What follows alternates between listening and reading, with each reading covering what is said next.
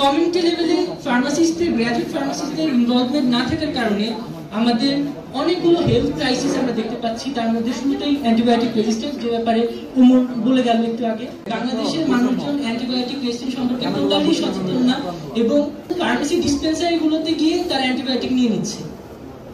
এর কারণে একটা প্রথম আলোর 8 এপ্রিল 24 সালে একটা প্রতিবেদন, যেখানে দেখা যাচ্ছে মাথা ব্যথাতেও দেওয়া হচ্ছে অ্যান্টিবায়োটিক। কি দুঃখজনক ব্যাপার স্যাপার।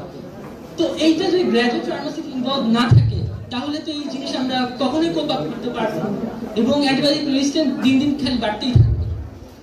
এছাড়া আসলে আমাদের ফার্মাসিস্ট হিসেবে যদি কমিউনিটি লেভেলে ফার্মাসিস্ট থাকে তাহলে জনগণের ভাষায় কথা বলার একটা গুরুত্ব আছে। মানে তাকে তো আমি একাডেমিক ওয়েতে অ্যান্টিবায়োটিক রেজিস্ট্যান্স কি এটা বোঝাতে পারবো না, তাকে আমার তার ভাষাতে বোঝাতে হবে।